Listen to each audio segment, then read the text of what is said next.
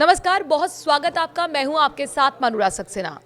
SCO summit के बाद भारत और अमेरिका ने कौन सी बड़ी डील कर ली है, बताएंगे आपको इस वीडियो में। रहिए मेरे साथ। दरअसल जिस तरह से एससीओ समिट से एक बड़ा संदेश निकला, जब एक मंच पर तीन बड़े विश्व के नेता शी जिनपिंग, पुतिन और प्रधानमंत्री नरेंद्र मोदी एक साथ मंच पर दिखे, तो अमेरिका के लिए एक बड़ा संदेश था।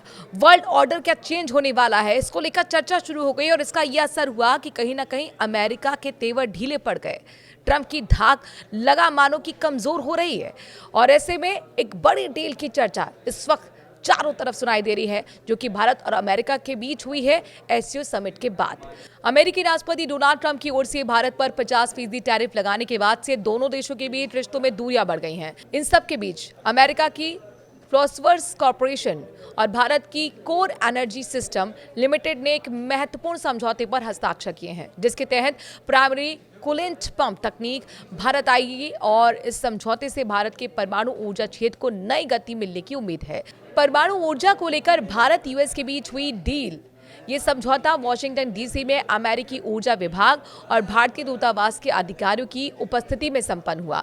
इससे अमेरिका ऊर्जा विभाग और भारतीय परमाणु ऊर्जा विभाग दोनों की मंजूरी प्राप्त हो चुकी है। कोर एनर्जी सिस्टम लिमिटेड के अध्यक्ष और मैनेजिंग डायरेक्टर नागेश ने कहा है कि हमने 2047 तक 100 गीगावाट की परमाणु क्षमता हासिल करने का महत्वाकांक्षी लक्ष्य रखा है, जबकि अभी हम लगभग 8.2 गीगावाट के आसपास हैं।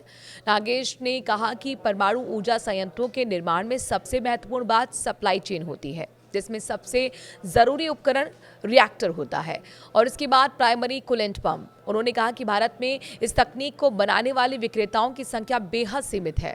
उन्होंने कहा कि देश में केवल एक ही विक्रेता है जो ये पंप बनाता है।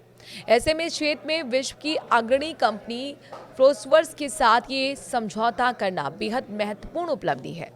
पिछले साल इस डील को लेकर हुई थी बातचीत। उन्होंने बताया कि इस तकनीक को भारत में लाने में कई जियोपॉलिटिक्स और कानूनी अड़चनें थीं। ये पहली बार है जब भारत अमेरिका सहयोग के तहत इतनी अहम तकनीक का हस्तांतरण संभव हो पाया है। भारत के परमाणु ऊर्जा विभाग ने नवंबर 2024 में कोर एनर्जी को फ्लोसवर्स के साथ साझेदारी की अनुमति दी थी और अमेरिका को आश्वस्त किया था कि ये तकनीक केवल शांतिपूर्ण नागरिक परमाणु उद्देश्यों के लिए ही इस्तेमाल की जाएगी।